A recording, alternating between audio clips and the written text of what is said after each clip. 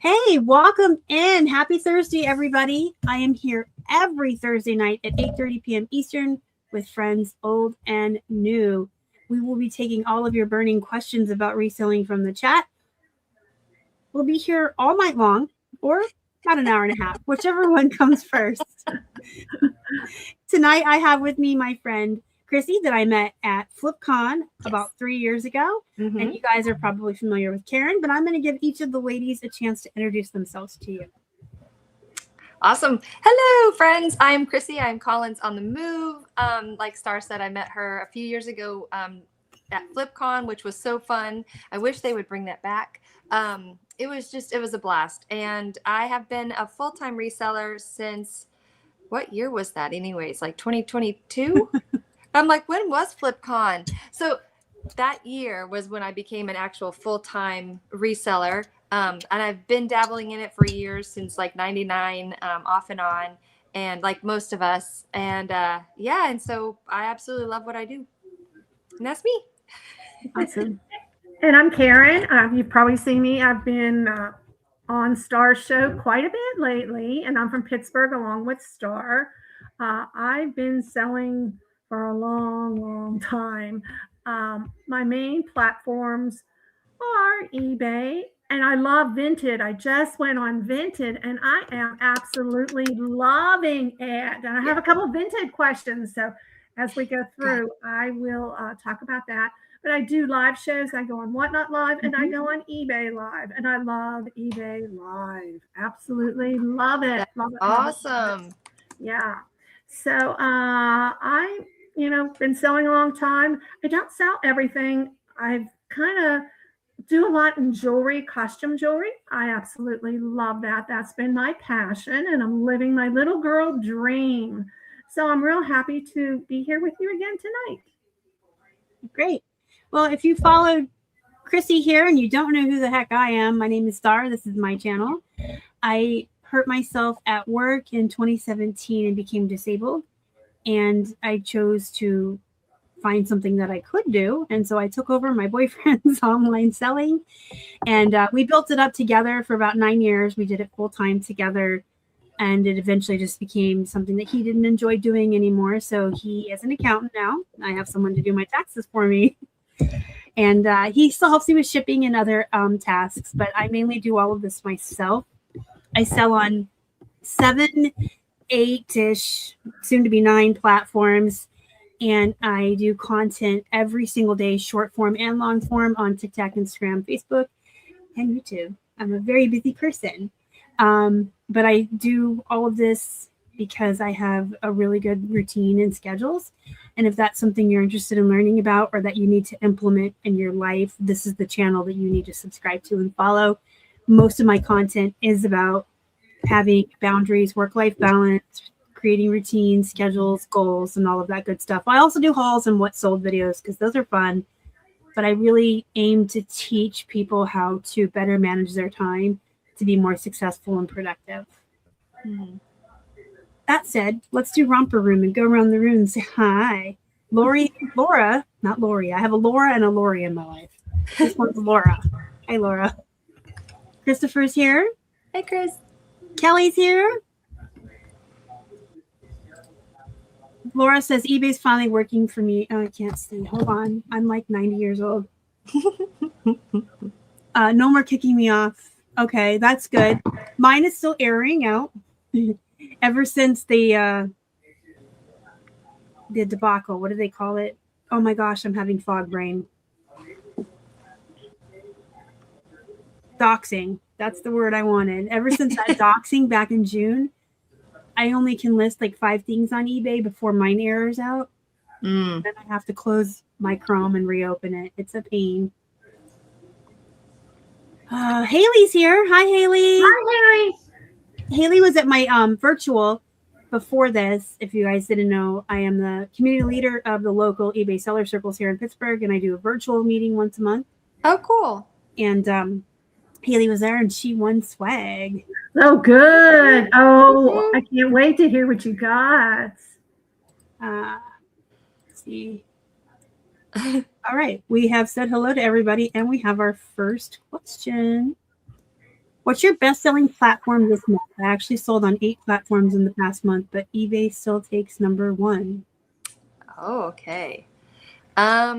So I didn't count, but I guess I could count like which ones I sell on, and I heard you ladies like say, you know, I sell on 8 or 9. I'm like, I don't know, I sell on some. I'm like, I can't remember.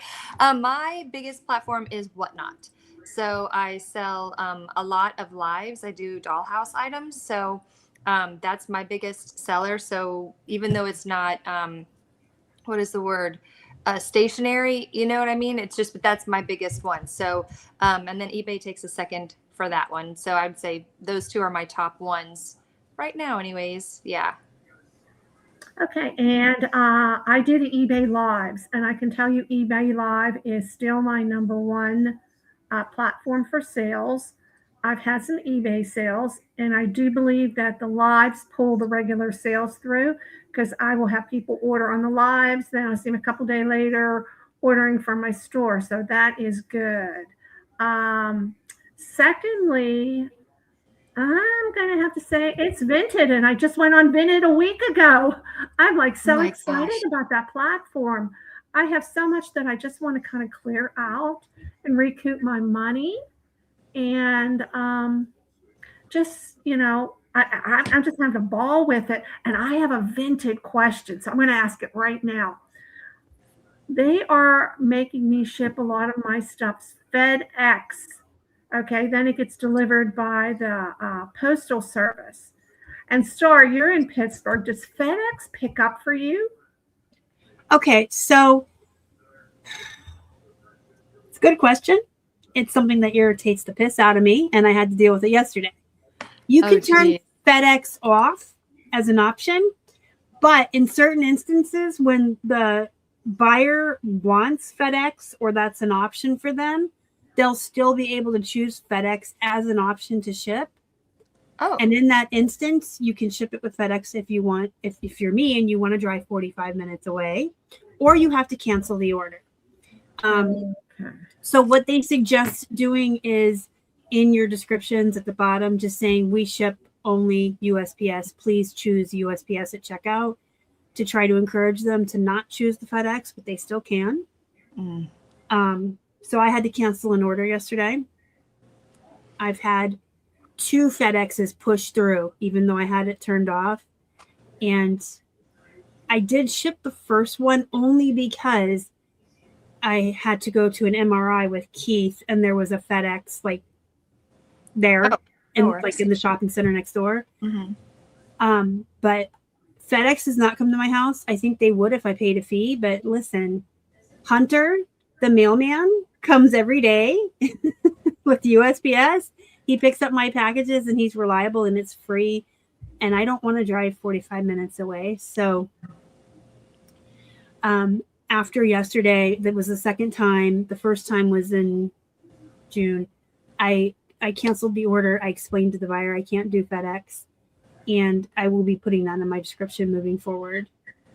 Okay, that's smart. I'm sorry. No, I was just saying that's smart. Yeah. Yeah, I you know what, FedEx, I go to the one on McKnight Road, but you know, if I'm selling something for $5 or $6 to clear it out, I'm not taking all that time to drive a package that I'm only selling for $5 or $6. So that is an issue for me. Now I am in Vinted right now looking at settings and looking at the shipping settings from a drop-off point, and it shows better trucks, which I've never heard of. So I'm shutting that off. Then it's showing SpeedX. I don't even know where that point is. So I'm just saying, I don't even know what this is. Never heard of it. So in the chat, they're saying Walgreens and Dollar General does FedEx pickups. But here's the thing. It's inconvenient. I don't have any desire to drive my packages anywhere.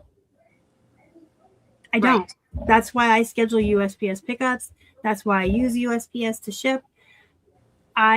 Just the way I run my business, I'm a volume seller. I ship a lot of packages every day, and I can just put them on the porch. I have no desire to be driving my packages anywhere. I don't want to.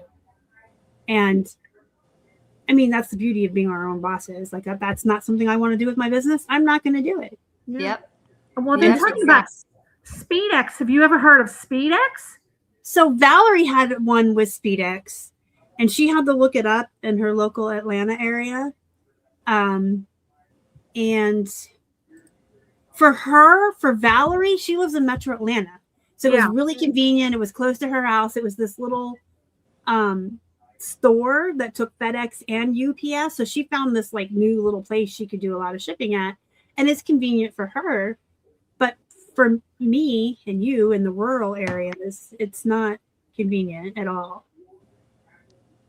And I hate to sound like, well, I have no desire and I'm not going to, but that's kind of how I feel. Like, well, yeah, you know what? And it's summer, and I'm a little bit more okay doing things in summer. But when the weather gets bad, I'm not going to kill myself to go out, because we can have 4 or 5 days of bad weather to go for a $5 package. I'm sorry, I'm not going to do it. Yeah, I'm not even seeing FedEx as an option.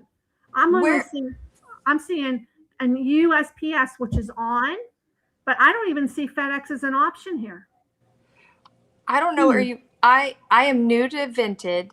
So I didn't even know these were options. Like I thought everything was just like USPS, and I'm under shipping right now. So do I need to then add in my address and choose options? Oh, choose options you'd like to use for each shipping type. That's what you guys are talking about? I don't know. I'd have to see your screen. Okay, that's okay. Yeah, I know where I went to turn it off, but I had to Google it. I had to ask ChatGPT to walk me through it. Okay, I'll do that then. Sorry. Yeah. You guys were like talking like you kind of were like right there, and I was like, okay, I got to do this now then. Yeah. I see the thing about Walgreens. Walgreens is too far. The FedEx drop off is actually closer than the Walgreens for me. Mm. So the only time I would be near a Walgreens is the once a month I go to pick up my prescriptions at the Giant Eagle next door. It's just not convenient. And Cassie says, fair enough. She drops her packages off the post office. Mm-hmm.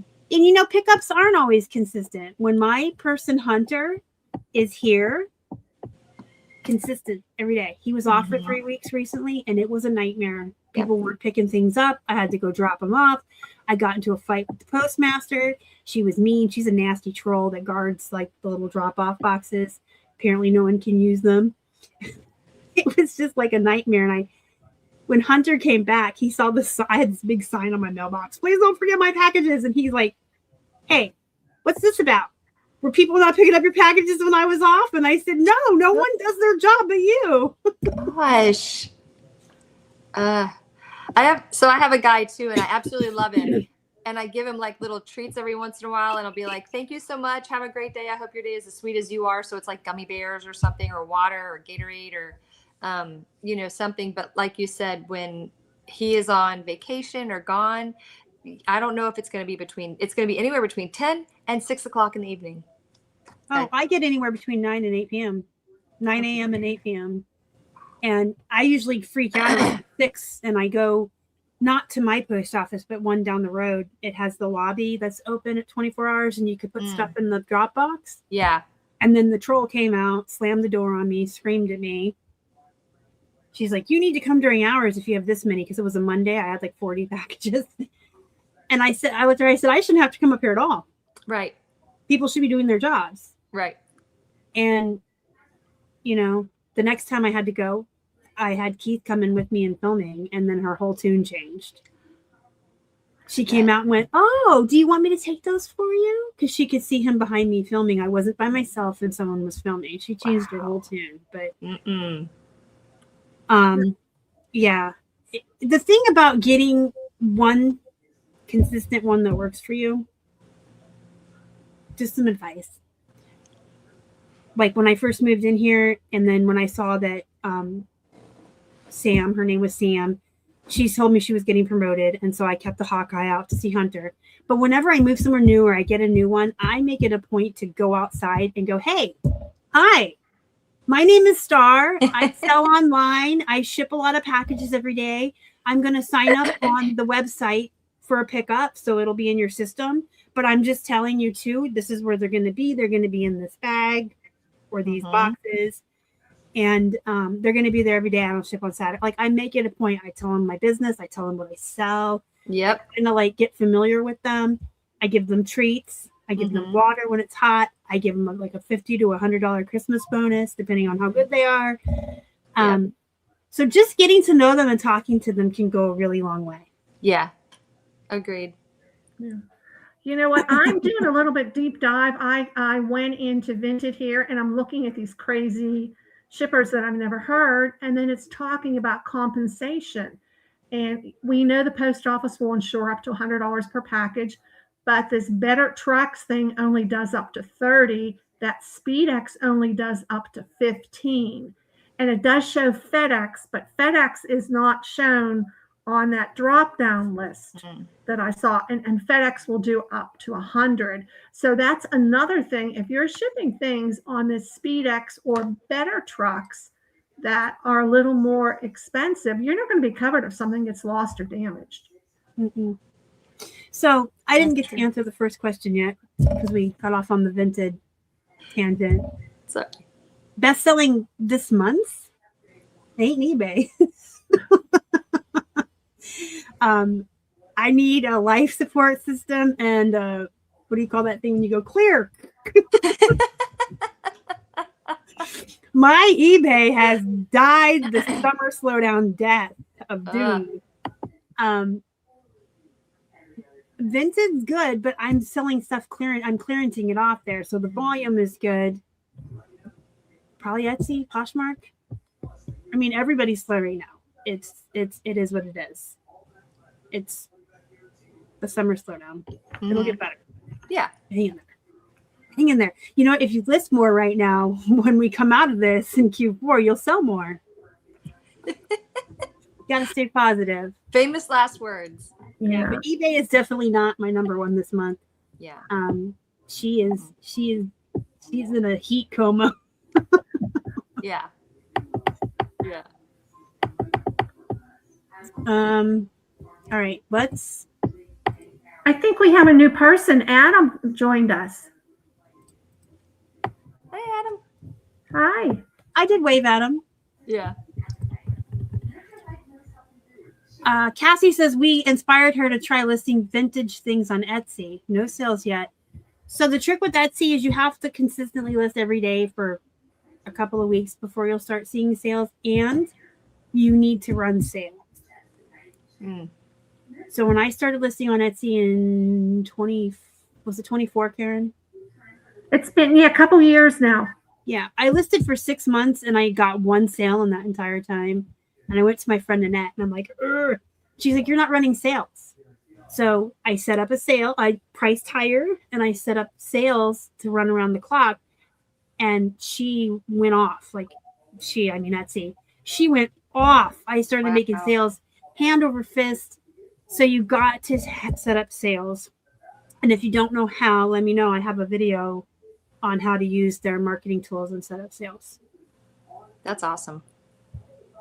But you got to set, because I can tell you for 6 months it was crickets. And as soon as I turned those sales on, Karen, you remember when I was like, oh my gosh, it's on fire. Yeah. And you know what? I turned my sales off for some reason. And it's like, I haven't had any sales. So this is a really good reminder for me to get that sale thing back on.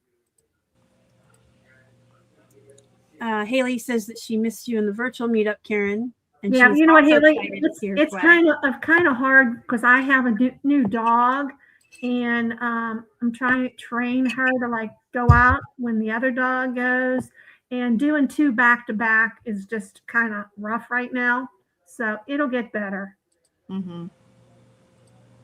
Yeah, try to run a sale, even if it's only 10 or 15% off. I think it's just the act of running it gives you a boost in the algorithm, the same as it does on eBay. And am I putting the Vinted? Yes, I'm using the LP footnotes to automatically add that into my Vinted listings for me. If y'all don't know what I'm talking about, I think I have a video.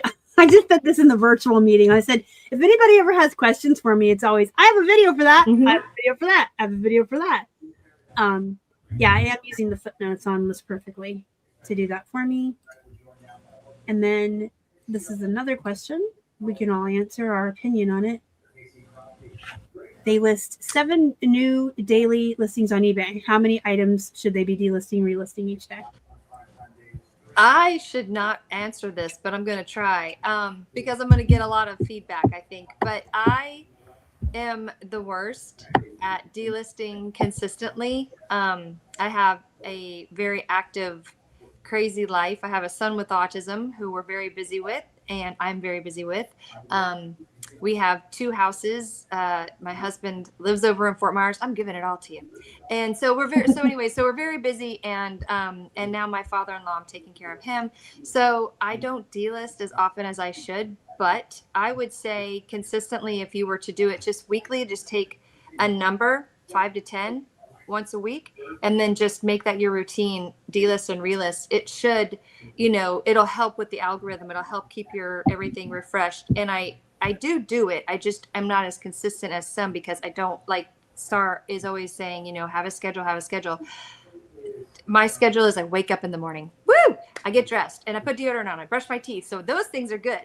But the rest of my schedule is not always consistent because it's not. And that's okay. That works for me. But that's just my 2 cents is that, pick a number and do it consistently every week. Okay, and I'm terrible. I do not do it consistently either. And if I were to do it consistently, I would probably do like 5 or 10 maybe. Because my life is crazy now too. My husband's disabled and I take care of him, and you never know what's going to happen in this household. So yeah, I would do 5 to 10. I do 20 a day, every day, consistently, Monday through Friday. But I also have 6,000 listings. So 20 a day for me, my stuff is a year and a half old, so I get to it. I sort it. I go to my active listings, I go to the renewing today. What the heck is that called? Please bear with my perimenopausal fog as I try to recall what things are called. Buy it now, renewing today. Thank you.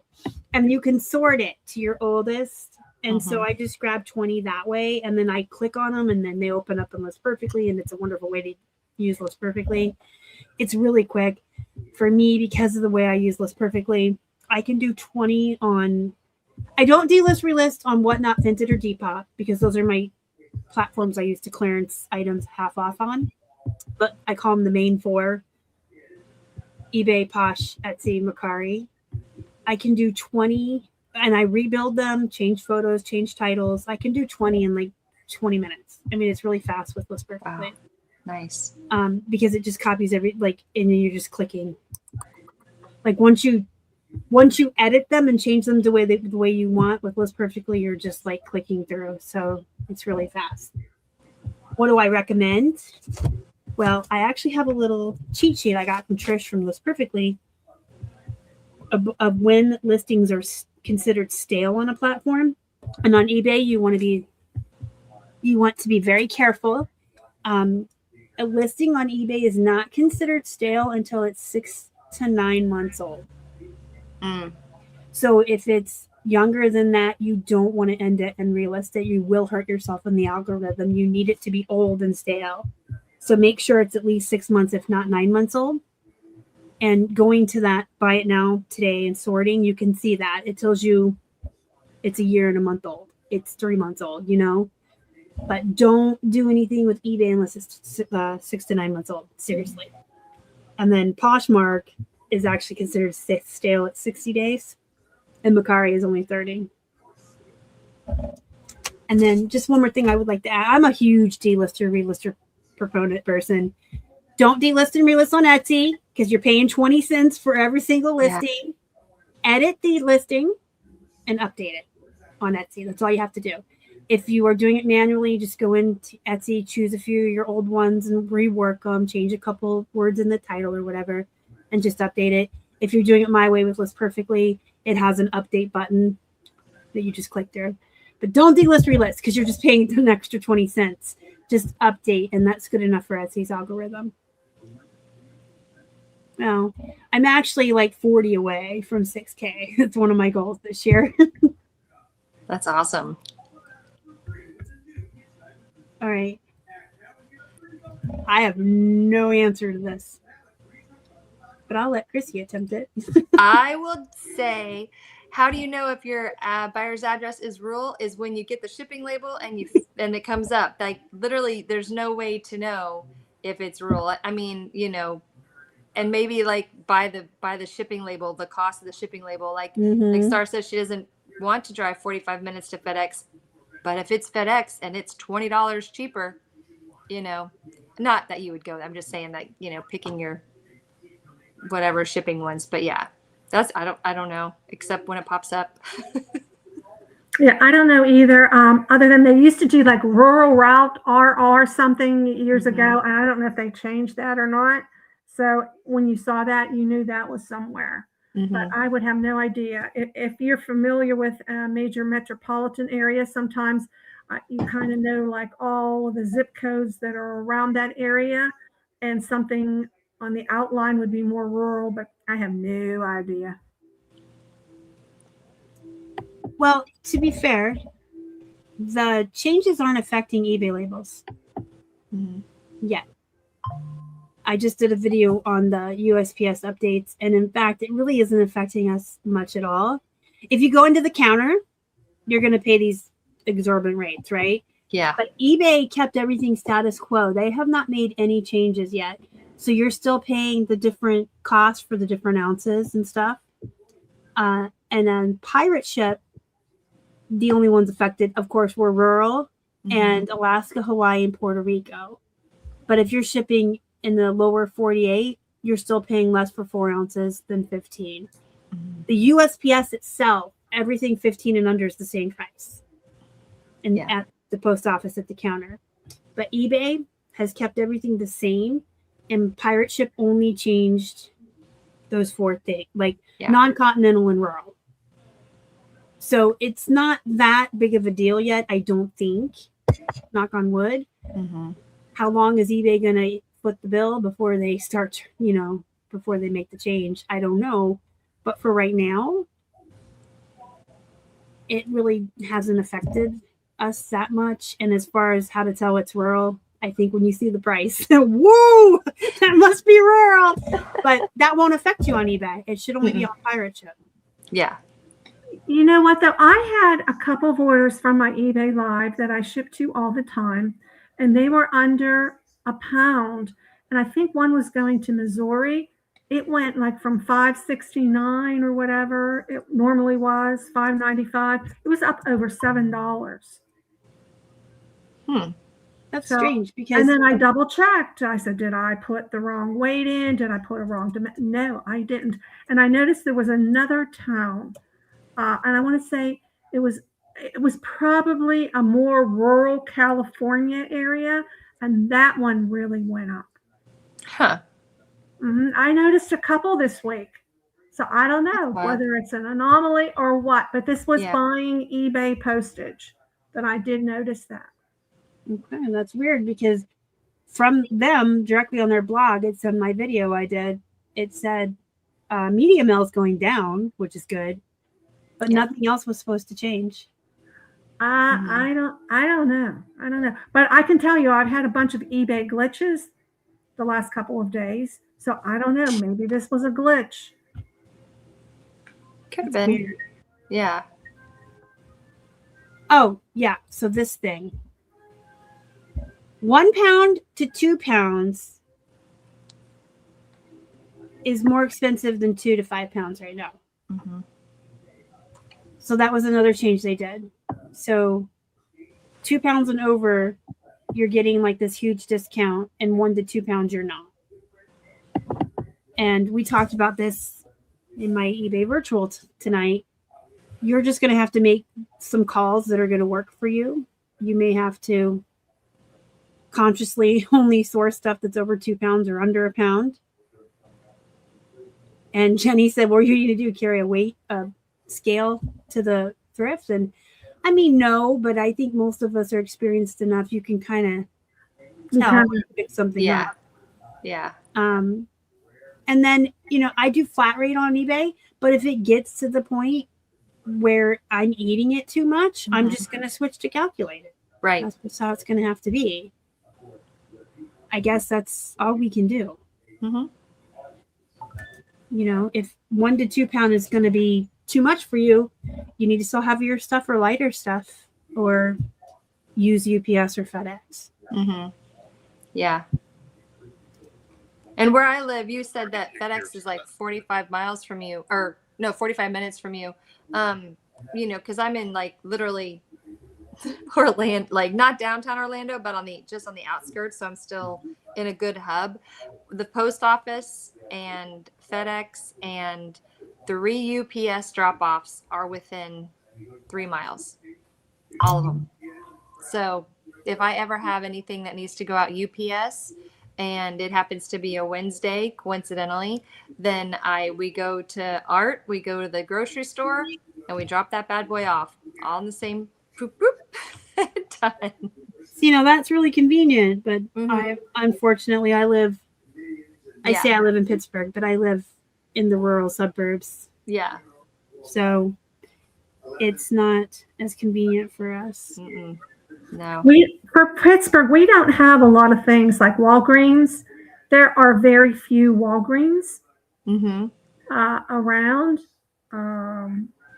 And there's a UPS drop-off. But again, it's not really that far, but it's a very high traffic area. And depending on what day or what time you go, you could be sitting there for 20 minutes in traffic. Nobody wants that. Yeah, and our Staples used to do both FedEx and UPS, but our Staples went out of business and closed. Oh, man. So we're kind of backwards in certain things in this town. We're not as up to date, Yeah. It's kind of like Pittsburgh is still a little rural town. Yeah. Yeah, it's very like the Midwest here. Yeah. Don't inflate your shipping weight. They will fine you $50. Don't have stickers or old labels on your boxes. They will fine you $50. Make sure you put your hazmat on your hazmat, or they will fine you $50. But here's the thing. I said this in the video I keep referring to. If y'all are doing what you're supposed to do and not trying to be sneaky or cut corners or, be immoral or commit postal fraud, you're fine. Yeah. You won't get fined. Don't be a sneak. Be honest. Do the right thing. Michelle says she prefers HIPPO for polymullers over a pound. I do a lot of those selling clothes. I have at least 2 or more a day that are $2. Ooh. That's nice. That's cool. That's neat. HIPPO. Their little mascot's a hippo. Yeah. Oh, is it really? Yeah. Oh, that's adorable. How many ounces can you add over to the weight and not be fined? So I would say, well, let Chrissy answer first. No, Star. You get it. Nope. I have no idea. Nope. I would say it's not about how many ounces. It's about what you're adding. If what you're adding makes sense, if you're wrapping something in cardboard or bubble wrap or adding paper because it's a delicate item, and that adds that 8 ounces to get it to 2 pounds, you're fine. But if you're just cramming shit in there willy-nilly to make the weight go up, you're not okay. So I wouldn't say you should be thinking of how much can I add before I'm fined. You shouldn't be adding anything unless it's necessary. Yeah. Agreed. And nobody wants to receive it. Like, I don't want to receive that. I don't want a bag of rocks, a box of rocks with my whatever it is that I ordered. I ordered a jacket, and I don't want rocks with my jacket. Don't give me that. Yeah, Christopher, I did that. It doesn't show FedEx. It's crazy. It does not show FedEx on mine.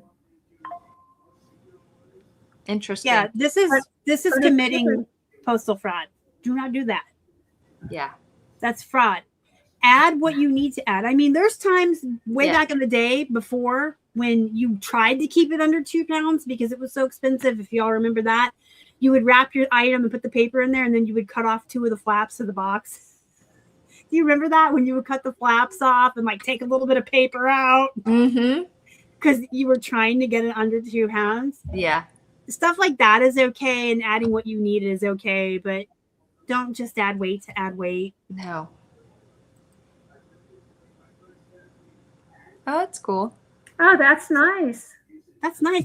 I've been using Pirate Ship for so long, and I have my credit card on there to get cash back.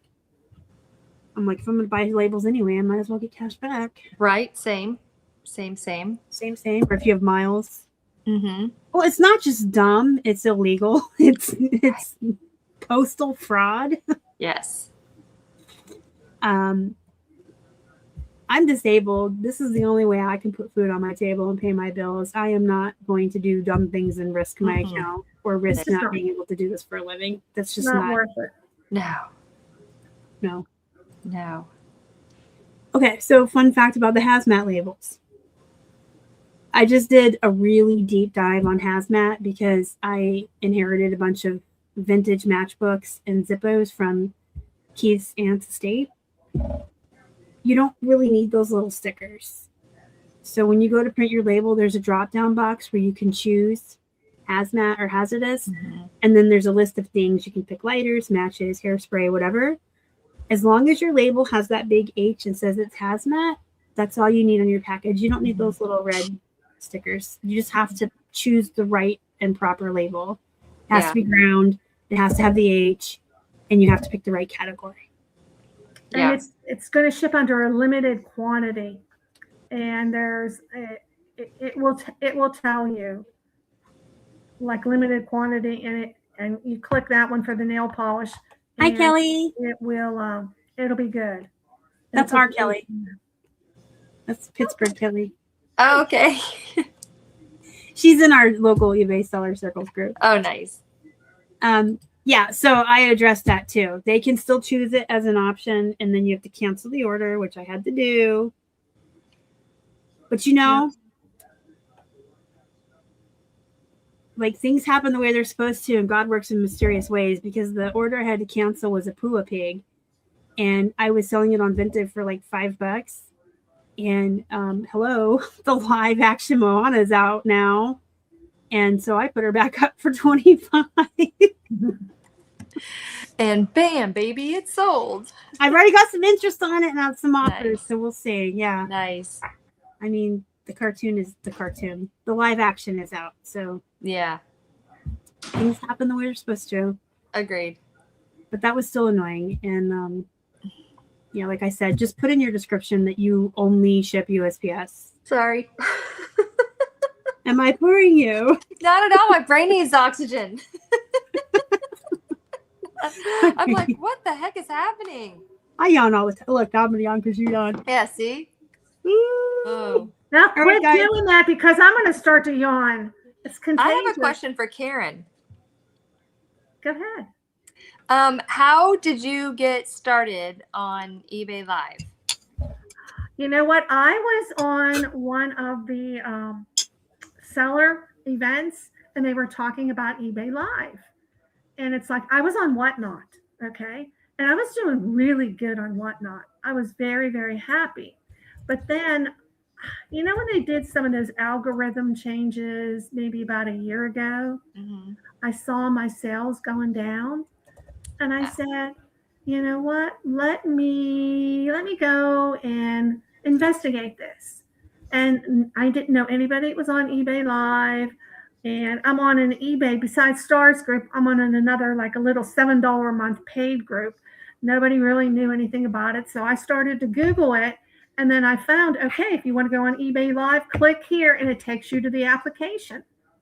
So I clicked there. It took me to the application. And it says, well, it might take like 2 to 4 weeks for them to get back to you. And I want to say it was maybe a week, and they got back to me. And I had to go through this big interview process. I don't know if they still do that or not. And they typically didn't want Whatnot sellers. They almost pretty much came out at that time and said they didn't want them. But I had sold someone on Poshmark. And, and we were doing 10th and Main with Star, so we were doing direct sales. So I just talked to them. It was about a half an hour interview. They wanted to know how much inventory I had, what's the value of my inventory, where it's being sold. I mean, I was at the point I didn't think I was going to get it. I really didn't, because the guy was really tough. And it's like, and then I got approved like 3 days later. They approved me. So That's awesome. I just Googled it. But they, found the link. okay. Because I always was under the impression, just by every time that I get on there, that they look for a certain amount that you make, that you can bring them. Does that make sense? Like however lucrative it can be for them. I mean, obviously it'd be lucrative for you, but like. Right. There's some really bigger sellers on there. I totally agree. And I'm a small seller compared to what the other ones are doing. Now, whether they're going to want me to stay on there, who knows? You know what? Maybe they'll kick me off. I don't know. And you have to sign a contract. Oh, wow. You have to sign a contract. So they may say one time they won't renew my contract. I don't know. I heard a rumor. When you sign your contract, do you have to agree to a certain amount of hours or shows a week? I don't remember, to be honest. I'm doing 2 shows a week. I don't remember. I just don't remember. And are you under NDA? Yes. I thought so. Gotcha. I don't like being under NDA. I mean, I am with eBay seller circles and a couple lawsuits. It's like you have to watch what you say. Yeah. Well, thank you. That's good. Okay. Band Amour, you're going to have to remind me because I took 9 days off and now I have fog brain. You're either Anna or Kelly. I'm still learning everybody's names and then I forget them and I feel rude, but I want to know everybody's name. So hello, thank you for coming. Please correct me about your name. Sounds like the same question. Yeah, when I first onboarded in 2021, I had to do a video of our inventory. I had to do that too. Yeah. Yep. Yeah. Kelly. Okay, see, I have so many Kellys in my life. Millions of them. My stepmother's name was Kelly too. Yeah, I remember that. And now you just sell. And I don't even do live shows on Whatnot anymore. I have ended that abusive relationship. I don't mind it. I think because I do my niche. Like every once in a while I'll do a raid train over there and usually they are not great for me, but I do it just to be consistent once a month with certain sellers and that's cool. But I also sell live on Knickknack. So I'm building like that up as well. And so, it's really cool because now I've got people saying, well, do you have this type? Do you have that? Do you have that? And I'm like, oh, I will write this down and I will have it on my next show. Thank you so much. How often do you go live on Whatnot? Once a week. So I go every other week for sure. And then sometimes I do a pop-up, but it's usually like 3 times a month consistently. So it's like once a week. Okay. Yeah. On the average. Yeah. Okay. I've been doing, I used to go maybe 2 or 3 times a week on Whatnot, but something changed on the algorithm. I think it was when they started to do that premier seller status. Right after they started that, like a couple months, my sales just went down. Yeah. I was just like, it's a lot of work and I don't know if I even want to do it. But what I've done some raid trains and I've actually put on a couple raid trains. And that's where I find I just want to do raid trains now, but not all raid trains are good. I will tell you that they're terrible. And I happen to be in with a kind of group of people that it's a really good group, and you see them in the same raid trains. Yeah. And it's about maybe once a month on the raid trains, twice a month. But I do want to do something so my name is still there. But I've cut way back. Yeah. But when it started, I was like, this is all I'm going to do. I'm going to sell everything out here. That didn't work. And I burnt out fast because I was on there every other day. And I'm like, this sucks. It's like work. I don't want to do this. I don't want to work like this. This is ridiculous. You know what?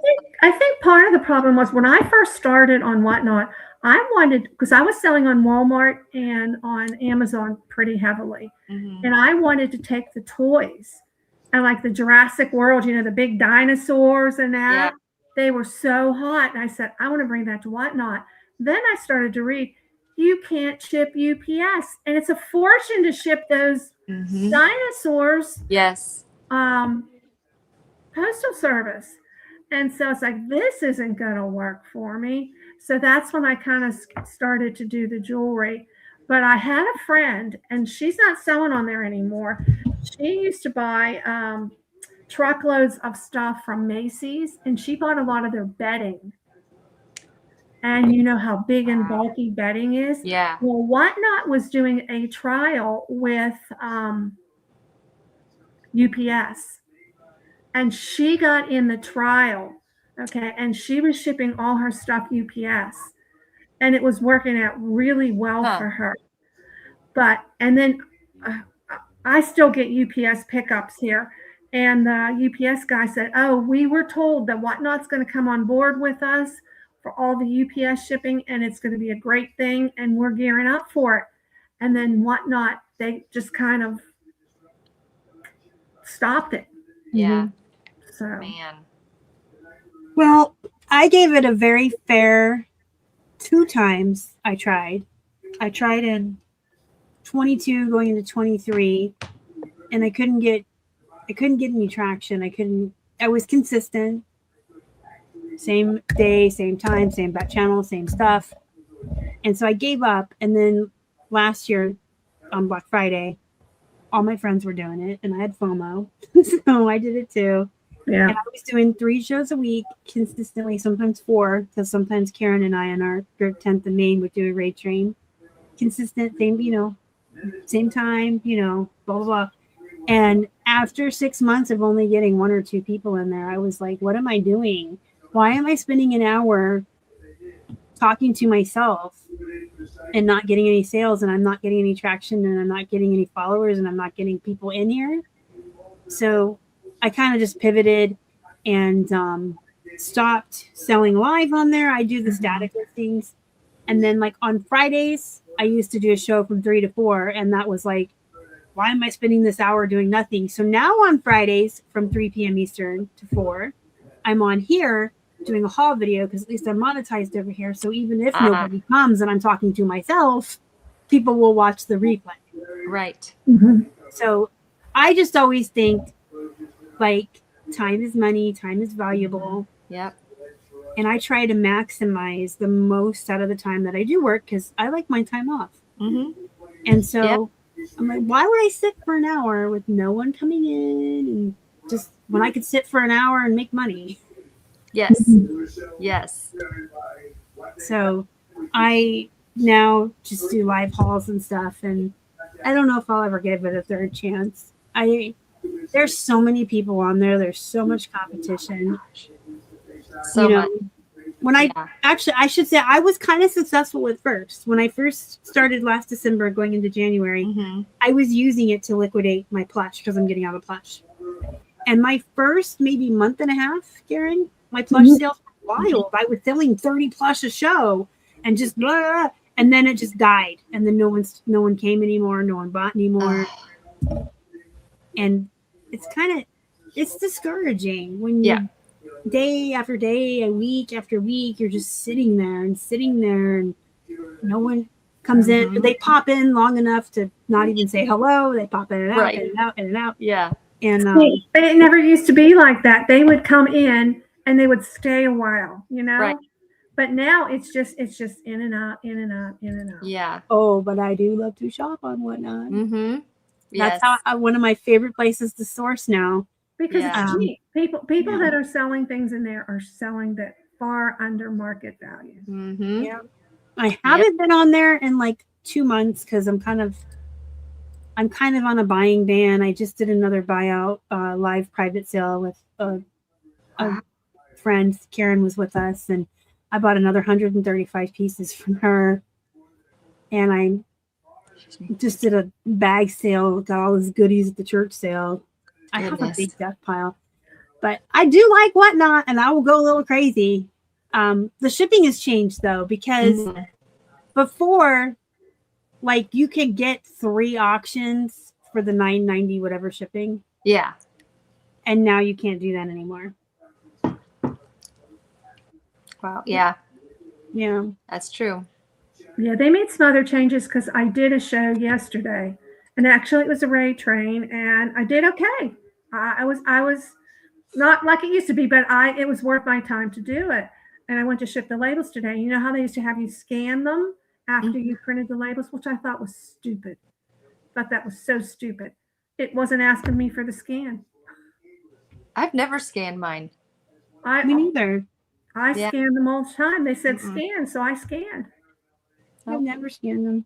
But yeah, I do miss that shipping because, I mean, people who watch this channel for any length of time will remember when I went crazy on the swimsuits. My friend Susie did 10 for 10. And then I could get 3 of those. So I could get 30 for the $9.95 shipping. Yeah. So I would do that 2 or 3 times and only pay, you know, like $30 shipping for like 90 swimsuits. Right. Right.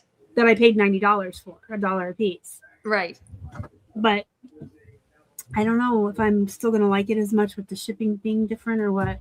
Yeah. I don't know what they're doing with the shipping. Yeah. Mine are so, I mean, literally, I mean, my shipping is for this. So Dollhouse furniture. Like, so this sold on eBay today, right? So I sold these on eBay, and I did try to sell them on Whatnot for the price that for just a little less than what I would get on eBay, and nobody took them. And I'm like, okay, bye.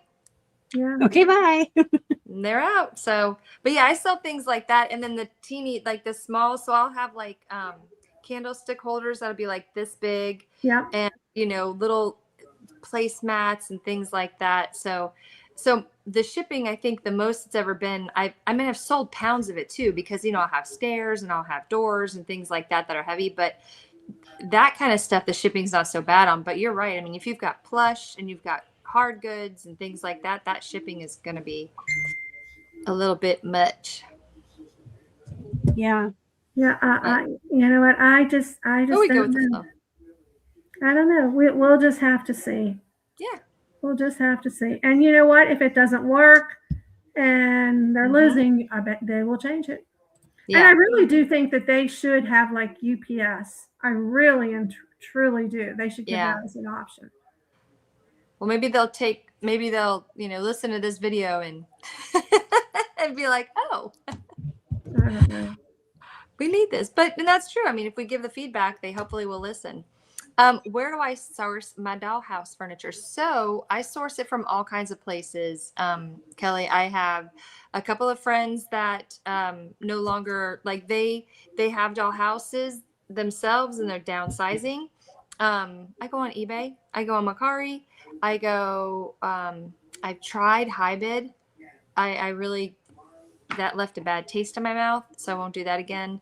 And then Facebook Marketplace. So, I mean, literally just kind of everywhere is where I get it from, you know, and word of mouth too. So, I mean, that's a big thing, you know.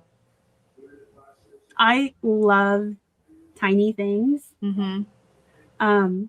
In fact, I'll go on TikTok sometimes and spend an amount of time I won't admit to watching these creators that get the little tiny, and they make meals.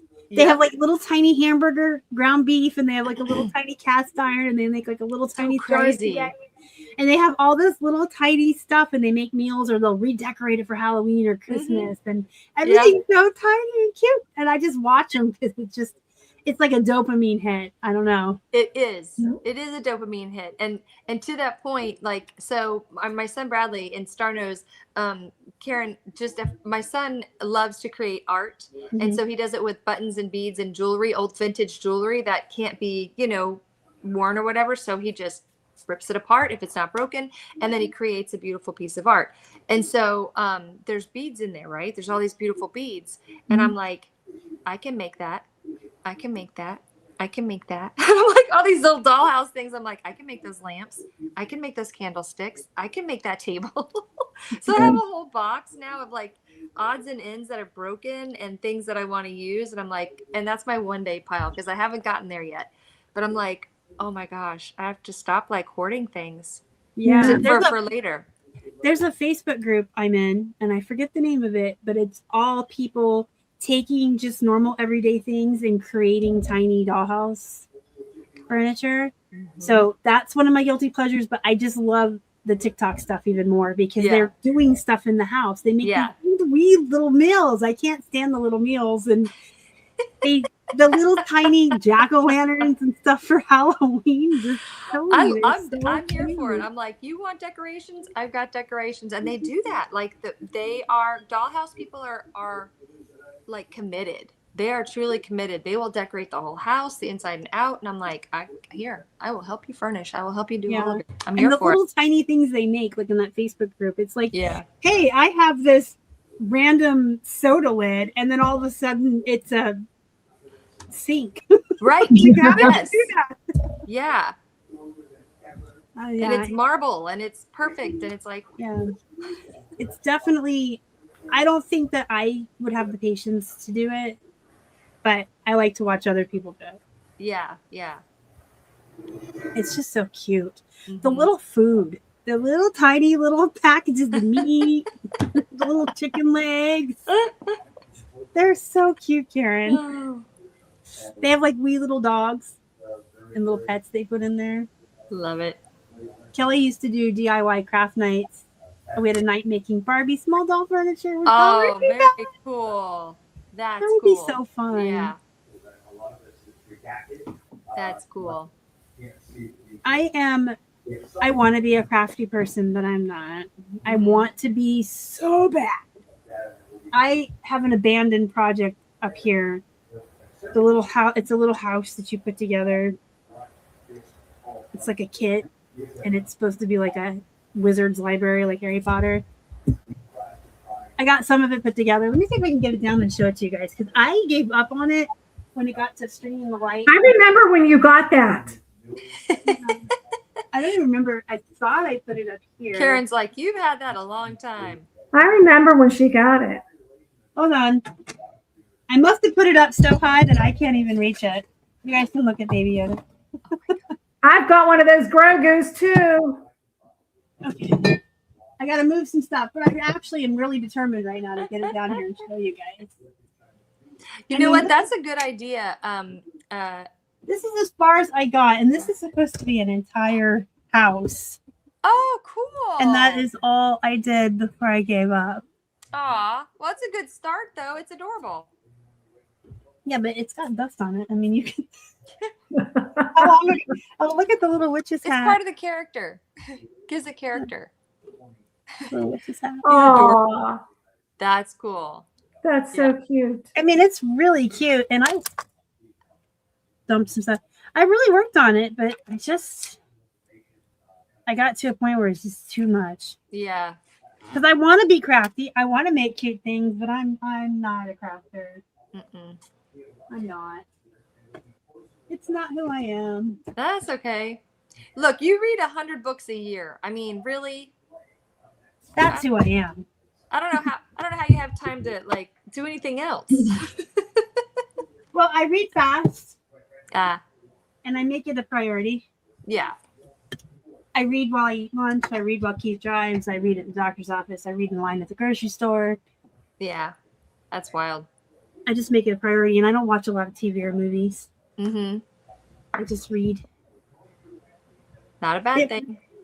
It was fun. It was a kit that was on TikTok, and they were like kind of expensive. And then do you remember when TikTok, they were going to take it away from us, and then it did go away for a couple months? Yeah. Right that night when we knew we were getting cut off, the people that were selling those were doing 75% off because they thought we were losing TikTok forever and they were going to lose their way of making income. Yeah. So I did buy it. It's a book. It's a book nook. And by the way, hi Jill. Jill's in my book club with me. She reads books too. It's cute. I don't know what to do with it now. I think I might like take it. I don't know. I can't sell it. I don't know what to do. No, it's leave it there. It's part of the aesthetics of what you did. You know, my half-assed, half-finished book nook. there you go. Yeah, it is a book nook. I couldn't remember what it was called. Yeah. I want to be crafty so bad. But I'm not. I keep saying I'm going to learn how to knit. No. Yeah, no. I just want to read. I don't want to do anything else. No. I am the worst at so I can't, not that I can't read, I can read, but I have a hard time reading. It just makes me nauseated, and it's just since I've been sick. So I mean, since that's why I'm here, right? So I'm a reseller because also had an issue.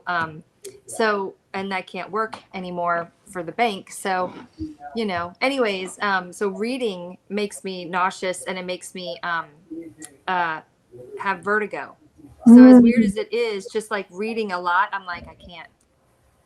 So yeah. Audiobooks are a thing. They are.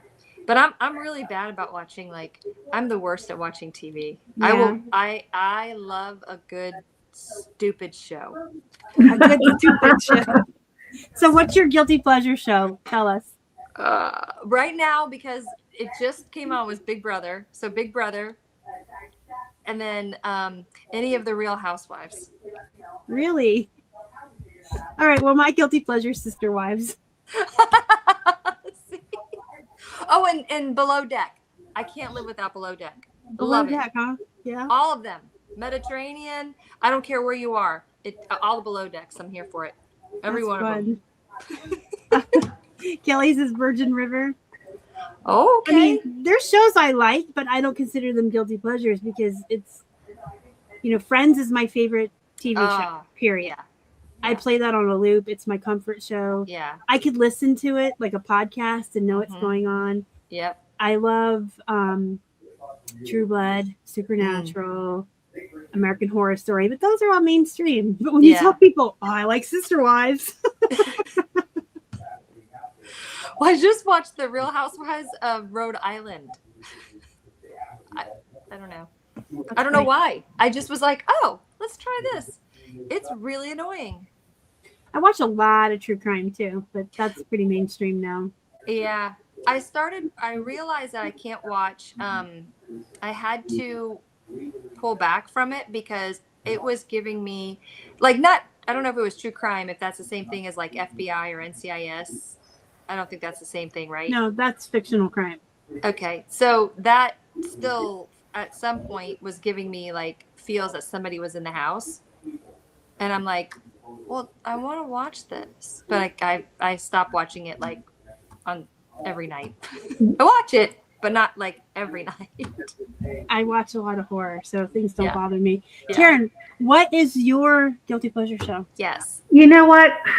I used to watch 90 Day Fiance.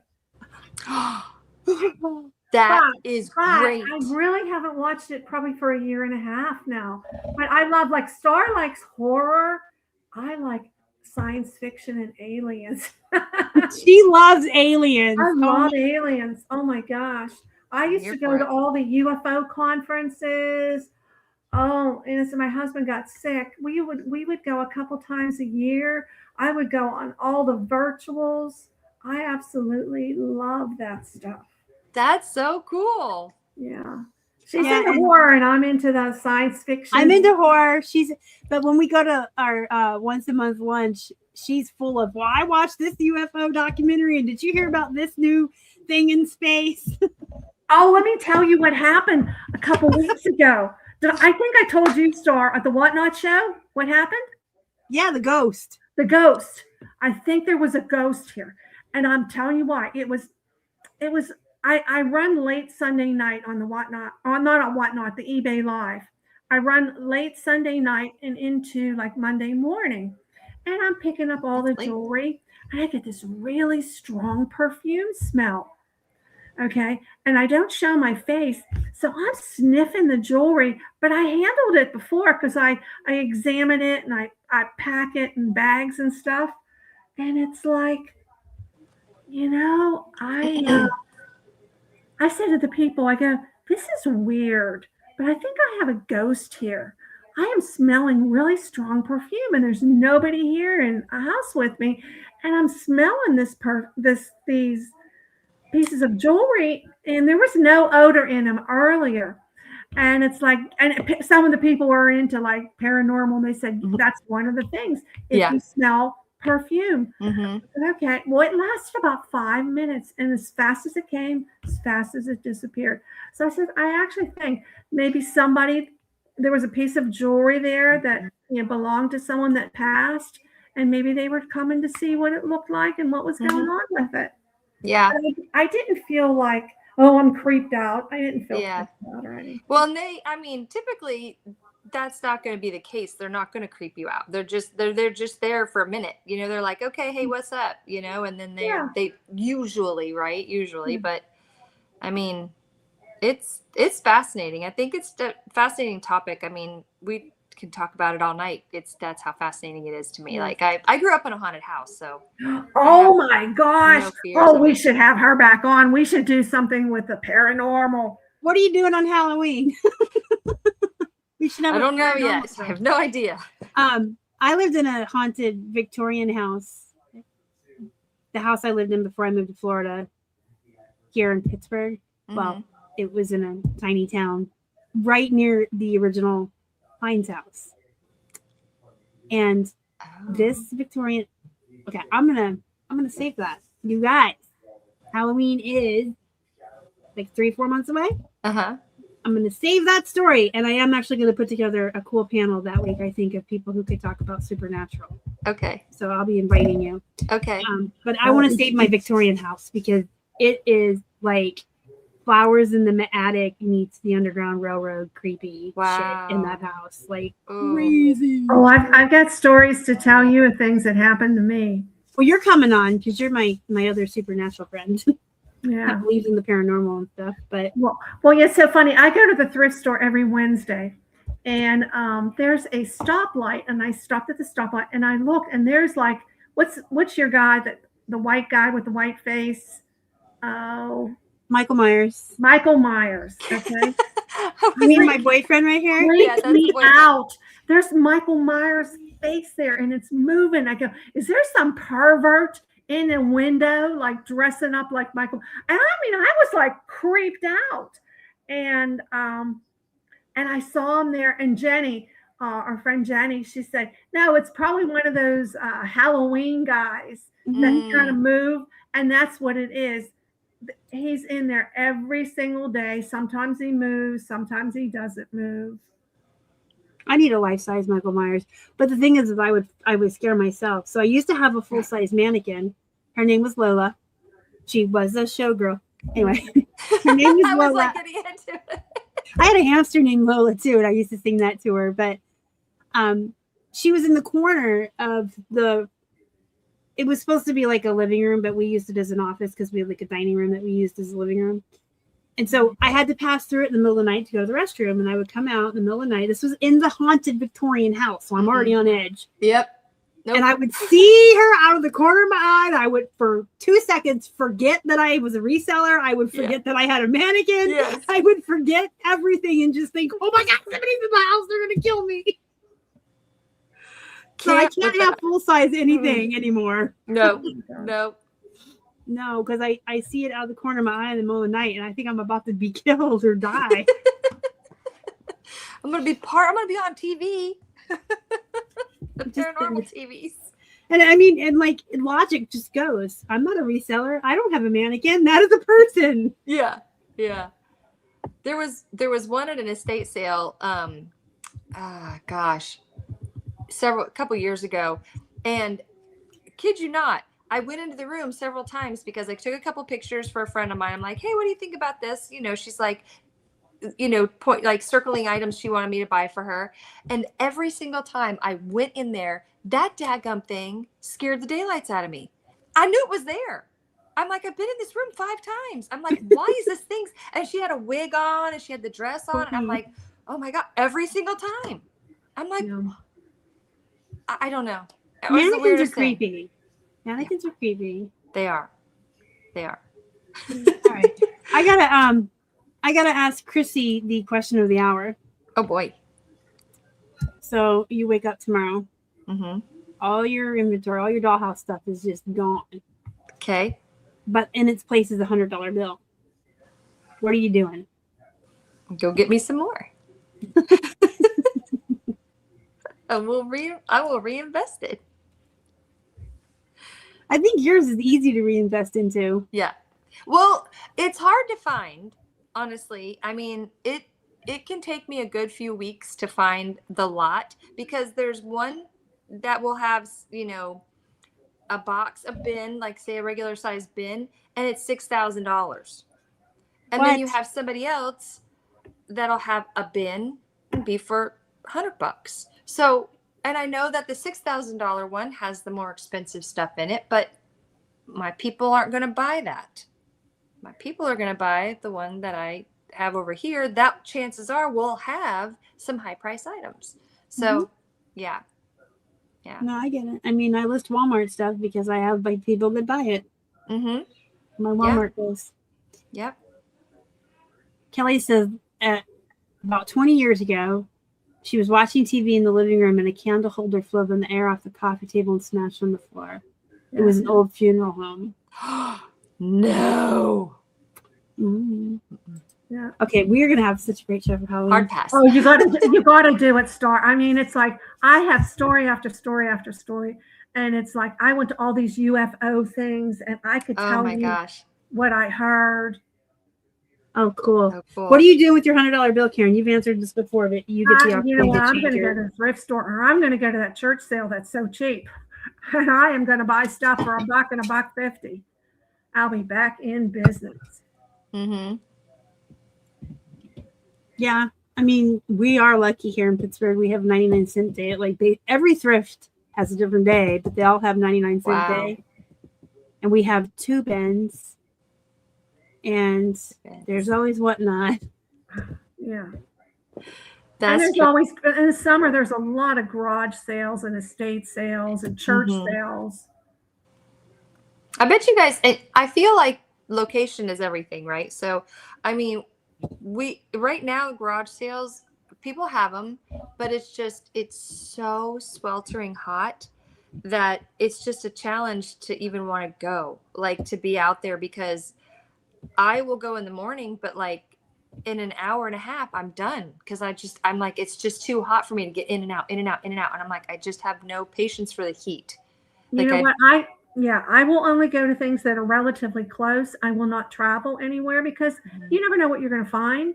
And it's too much time and it's too much gas money. So I will go close. And I will go for maybe an hour. Yeah. 2 hours. Chrissy, remind the chat where you're at.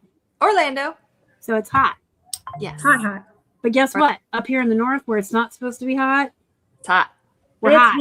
And plus we've got those stupid Canadian wildfires. Yeah. And it's stinking out there. It smells like burning plastic. The sky is gray and you choke and cough when you try to. I've been staying inside as much as possible. But it's hot. It feels like somebody left the back door to hell open. Mm-hmm. Just let it all waft out. It's really bad. Thanks. Good. Yeah, the smoke, I bet in New York is really bad too, because you guys are even closer to Canada than we are. Yeah. Like by one state.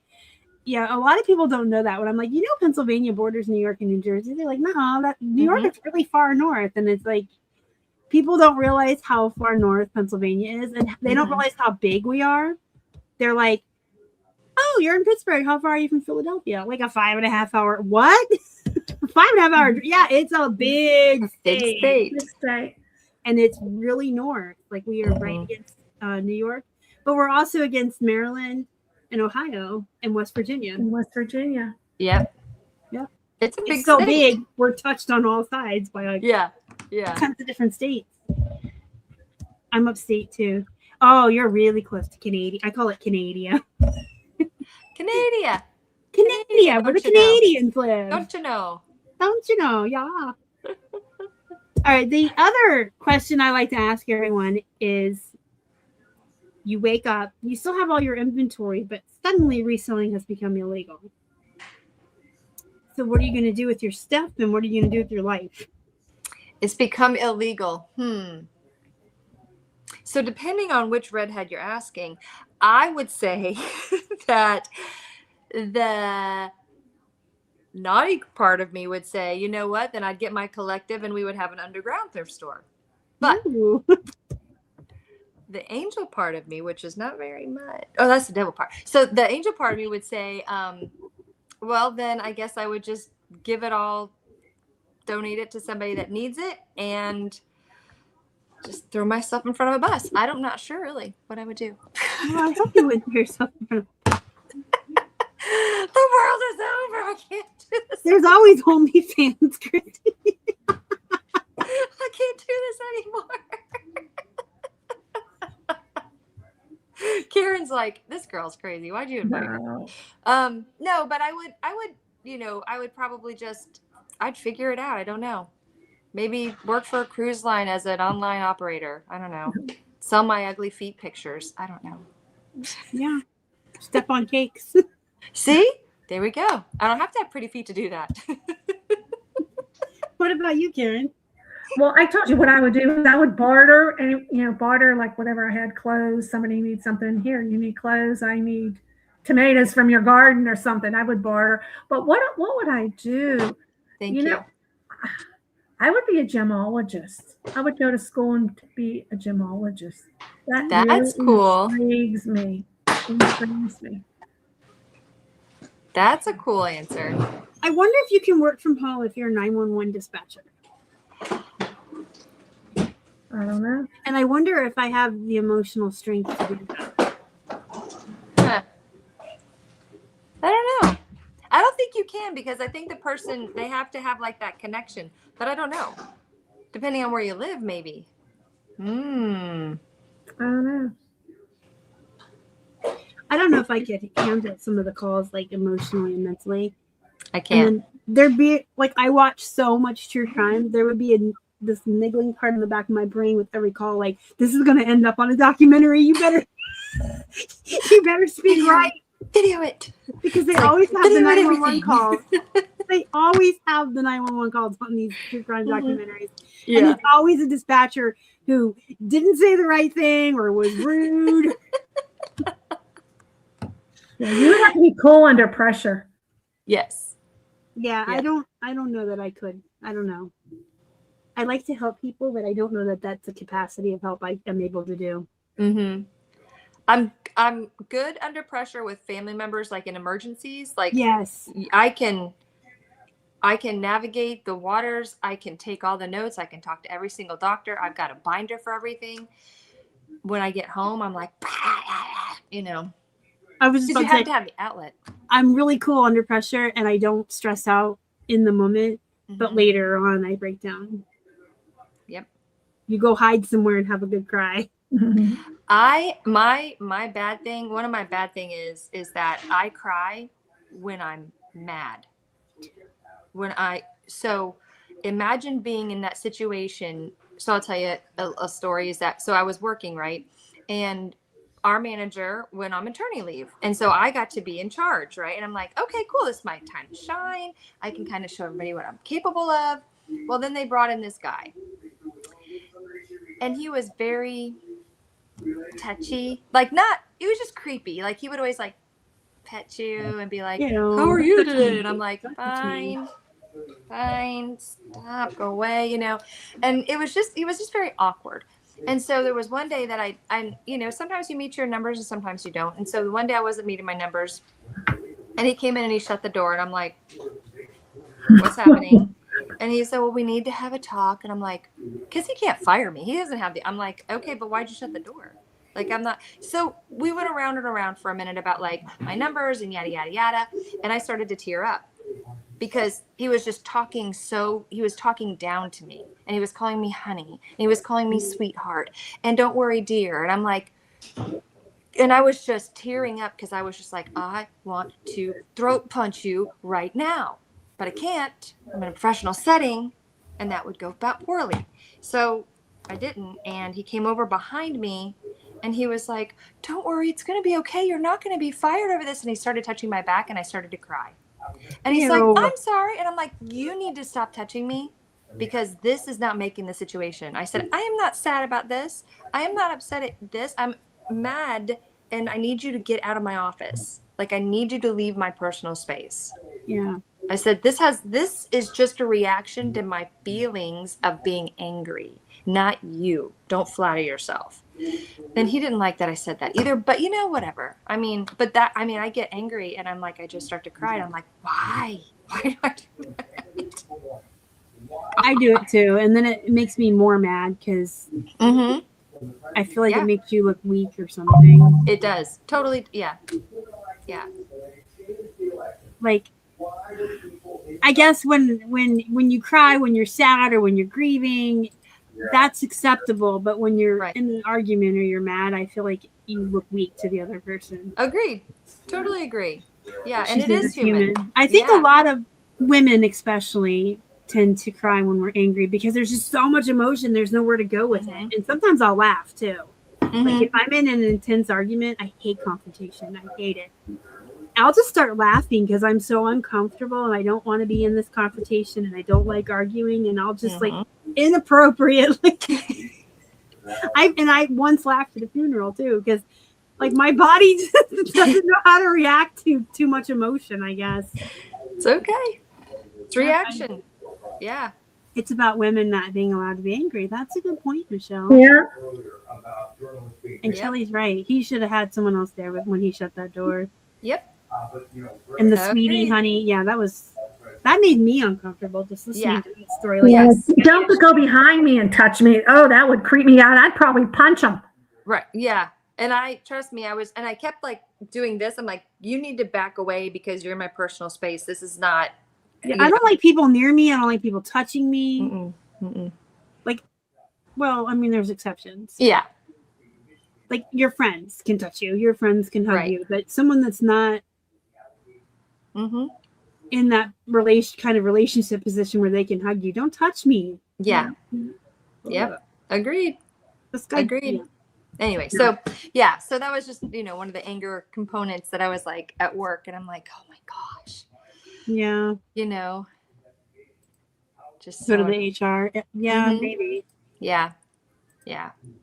I'm so glad I'm not in the workplace anymore. Me, I didn't think that I was going to be glad. I'll be honest. I was really sad because I enjoyed what I did. Like, I loved talking financial wellness.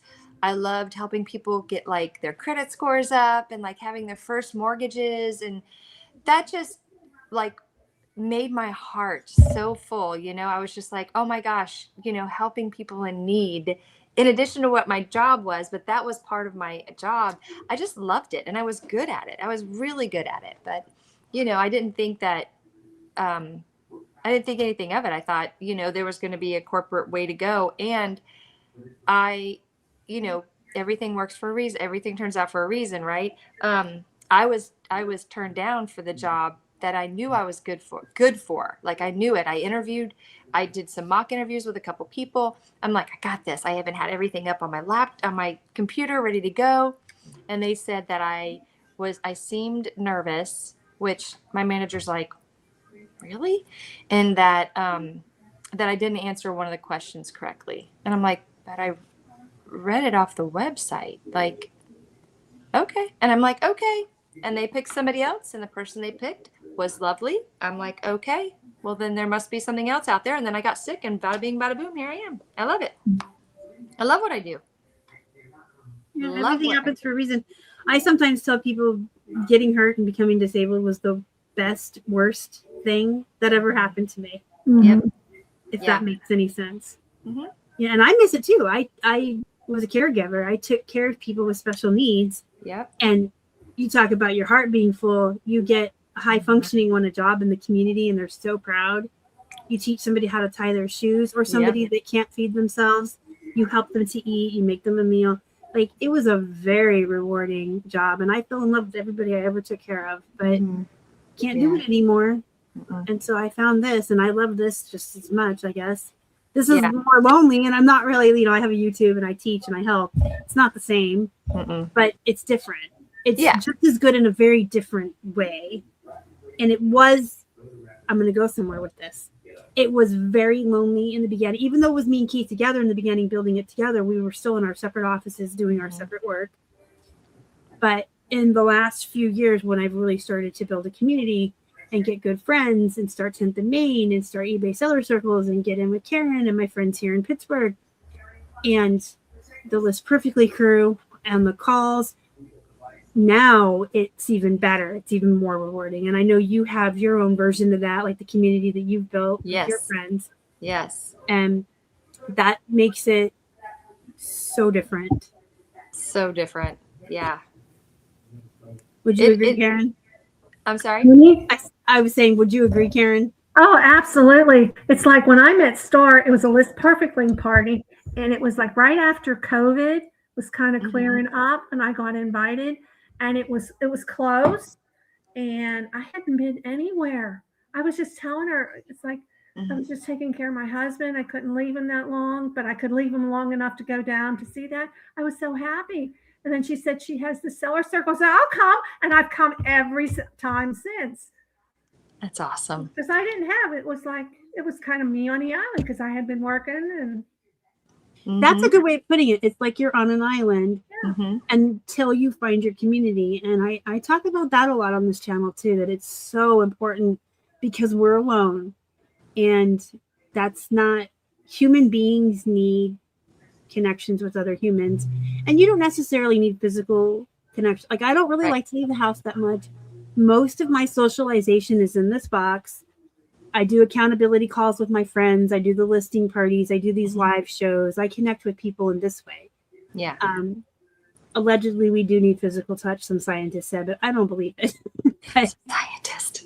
I think you just need human connection. And I believe that we all need that. And you cannot be alone all the time. So, find your community, whatever it looks like to you. There's Facebook groups. I think I put the link to mine in if you want to join. There's the Instagram reselling community is really great. Everybody over there is really friendly and helpful and shares tips. And the TikTok community is great. List Perfectly community, if you're part of List Perfectly. But even if not, just find some friends, make them your tribe, get a free Zoom call and meet once a week and work together and talk. Yeah. I think it's so important. Oh, and I'm remiss if I don't say this. You should find a .ebay.com. Hold on. You should find a seller event in your local area. Yes. As the community leader of the eBay seller circles, you should look. I think that's the right website. It's probably not. But you can find one in your area or start one if you don't have one. Anything you want to add about finding community? We'll start with Christy and then let Karen go.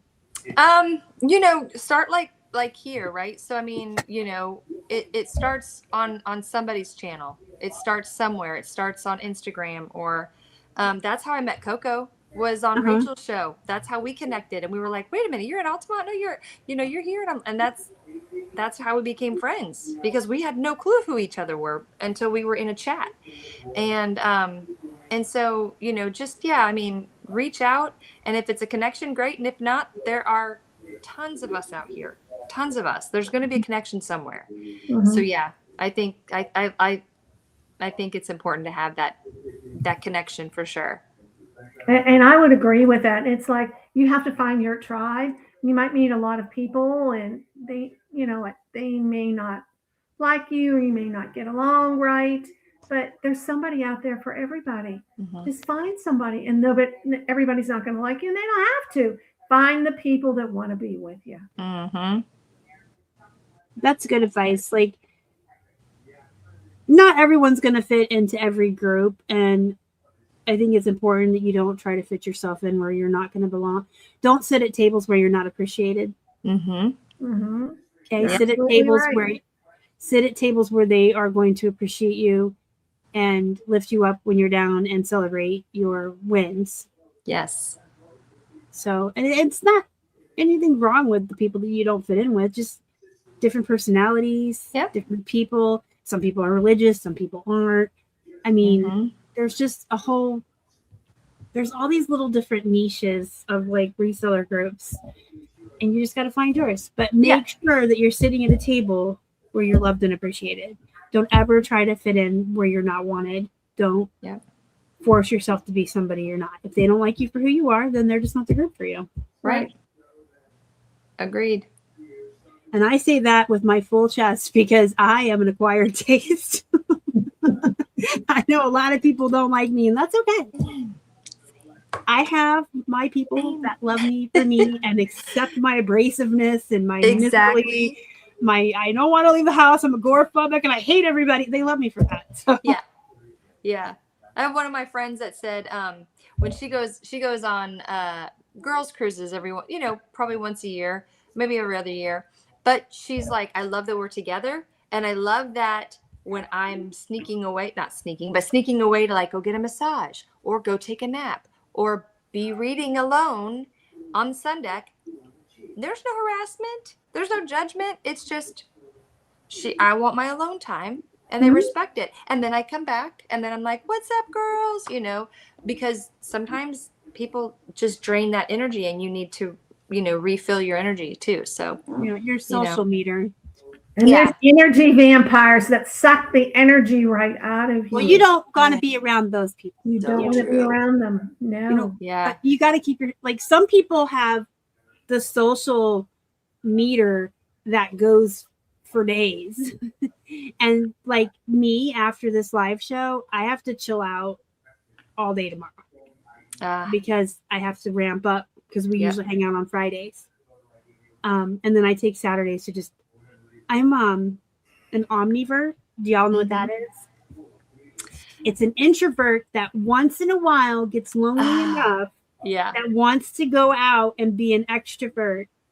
And then once I'm in that, I mean, you saw me at FlipCon. I was in my element. I was being social. I was having a great time. I was dancing.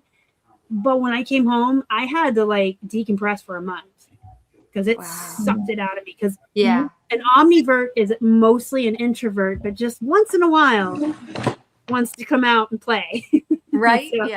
So they're like both, but it takes me the longer I'm social for, like that's why I don't travel anymore because it really takes it out of me.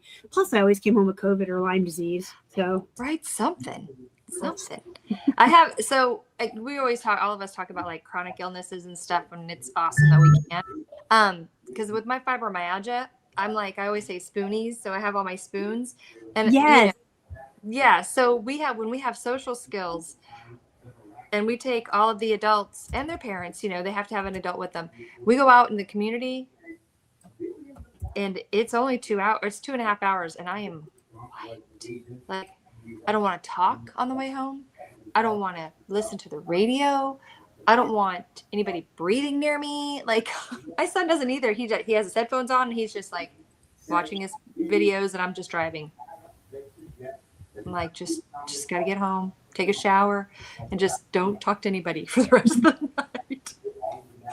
It can be very draining. Mm-hmm. And that's why I like a lot of my socialization in this box because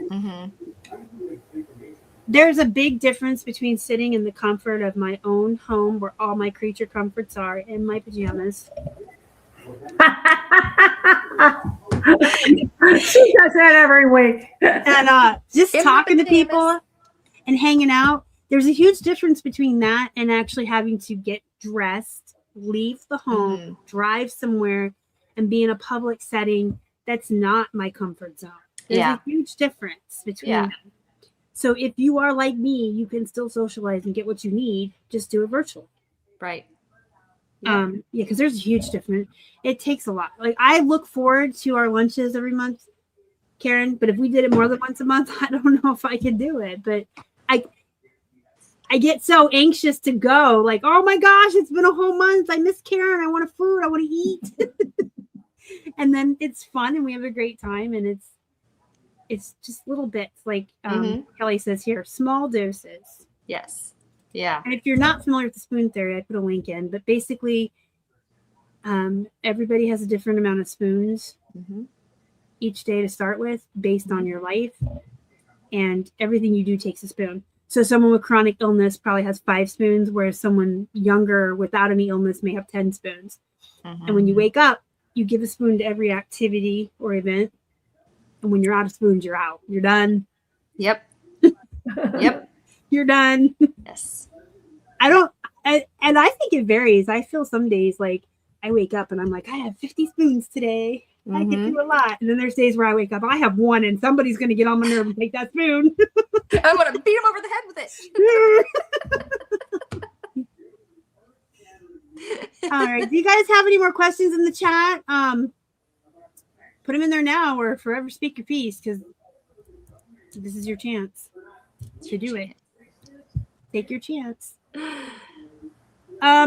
So I was gonna say I usually do, but no, this is kind of a new thing. I usually ask people to talk about their life before reselling, but now we know Chrissy was a banker. And Karen, I know you've talked a little bit before, but do you want to tell us what you used to do? I used to run a division of a company that sold laboratory packaging. And we would deal with all of the chemical companies, pharmaceutical companies, mom and pop packers. So it was a very big industry that no one ever realized is out there. Wow. And I was in the healthcare field. So I kind of like to hear, like last week's guest, Jason, he was a social studies teacher. And that was really interesting to hear. Yeah. Because it's so cool. Like, we're all resellers now. We all know each other as resellers. But before this life, we all had a different life. A whole different life. Yeah. That led us down a path to this. But it's always so interesting to hear what people used to do, like in their former life. Yes. I also find it interesting when people ask you. She's young. She's been on the channel. She's really young and cute. When people ask you what you do, like when you're out and about, let's say you're at lunch, right? And you're meeting somebody new or whatever it is. And they ask you, what do you do? My go-to is snarky, and it shouldn't be, because I love what I do. I'm a reseller. I love what I do. But when I say, oh, I'm a full-time reseller, they're like, oh. Is that really a job? Well, they don't, and sometimes they don't even know what it means. Yeah. They're like, so what does that mean? And so I explained just a little bit. I'm like, I resell things like things that you wear, your shorts, your pants, your shoes. I sell things like this. Oh. And then they go talk to somebody else. And I'm like, I guess I've got a new doggy puppy over here coming over and saying, Mom, I've been good, but I gotta go. Yes. Sorry, I just wondered if you guys experience that same thing. I usually just tell people I sell on eBay. Yeah. Oh, what kind of things do you sell? Clothing and jewelry, and that's it. Yeah. All right. So before we get off, I have to have you give everybody in the chat your best piece of advice for other resellers. Be patient. Everything takes time, and just know that it'll happen. It'll sell when it sells. Don't get stuck on one thing. Just keep going at it and be patient. And do what you love. That was succinct. I was like, short and sweet. Great, I want that one. I've said it many a times. Just do what you love. Yeah. Work-life balance. And if you can't find your work-life balance, it's because you don't have any boundaries and you don't know how to create routines and schedules. And you should be subscribed to my channel and learning how to do that. So you're not working all the time and you have time to read your books or watch your secret guilty pleasure shows. All right. Thank you so much for coming on, Chrissy. I really appreciate you being here tonight. Thank you, Karen. Thank you to the chat for spending some time with us this evening. And if you're watching the replay, thank you. Also, don't forget to hit the thumbs up and subscribe. It helps me feed my hungry hippos. Have a wonderful weekend, everyone. Do something for yourself. Take some time off. Guys. See you in the next one. Bye. Bye.